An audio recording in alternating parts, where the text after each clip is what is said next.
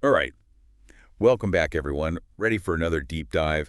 Today, we're tackling something that's been on my mind lately, and honestly, it's been bugging me a bit. Oh, let's hear it. Well, it's about curiosity, or maybe the lack of it, specifically in Taekwondo training. Interesting. Yeah, I've been noticing, and maybe you have too, this kind of shift. Let's Like go. when I was coming up through the ranks, man, I was asking my instructors a million questions about everything, techniques, history, the whole 9 yards. Yeah, I get that. But now, it seems like my students aren't quite as inquisitive. I see what you mean. And, I was kicking this around, and then I came across this article actually sent to me by one of our listeners, and it was like, boom, light bulb moment. What did the article say? Well, this Taekwondo practitioner, they were talking about the exact same thing. They used to be that student, the one always peppering the instructor with why this and how that. Right. But they're saying that now, as an instructor themselves, they're not seeing that same level of curiosity from their own students.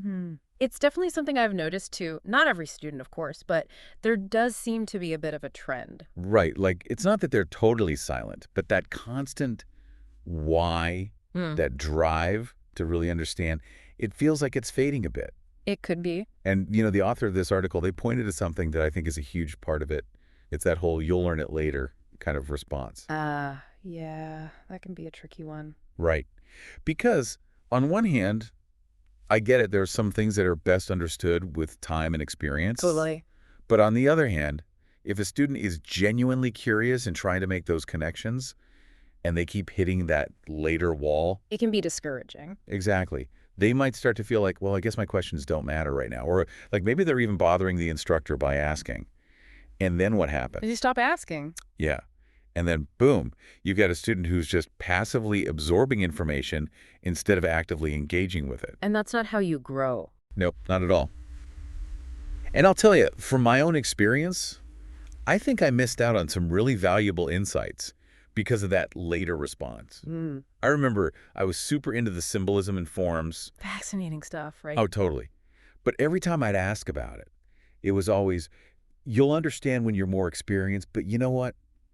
Later never really came. Oh, no. Seriously. Yeah. It wasn't until years later when I was doing my own research and digging deeper that I was like, whoa, there's so much more to this than I ever realized. Makes you wonder what could have been if you had explored those questions earlier on, right? Right.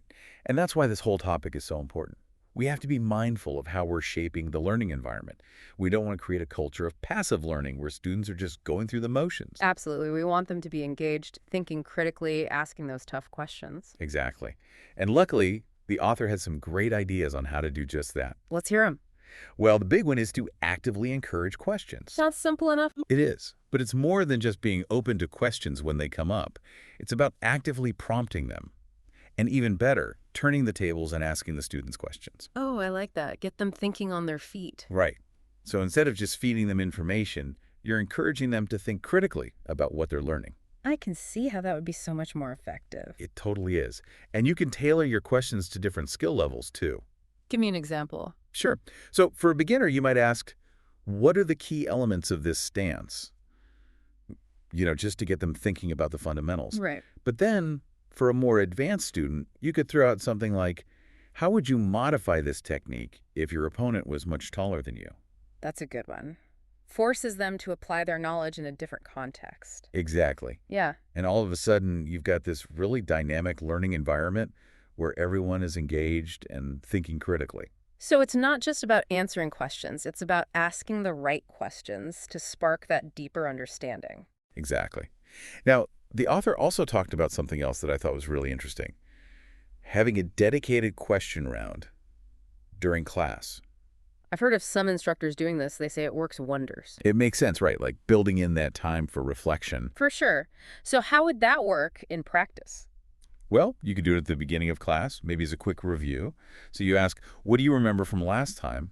Any questions about what we covered? Okay, starting class with a review, I can see how that would be helpful. Or you could flip it and do it at the end, like a 5-minute open forum where students can ask anything that's on their mind. I love that, the open forum idea. Yeah, no question is off limits. It's a chance for them to really dig in and explore what they're curious about. And by making it a regular part of class, you're sending a clear message that questions are valued, curiosity is encouraged. You got it.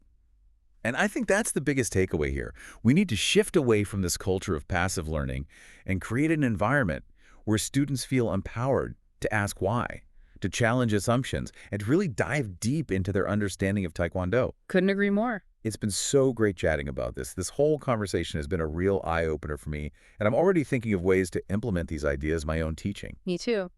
And for everyone listening out there, think back to your own journey as a student. Oh yeah, good point. What's one question you wish you had asked earlier on, even if it seems silly or basic at the time? That's a tough one, but a good one. And how do you think asking that question might have changed your understanding of Taekwondo or even your practice? Wow, yeah. I'd have to really think about that. Might even change things up in my training right now. See, those why questions, they have power. They do. So go out there, embrace your curiosity, and keep those questions coming. Until next time. See ya.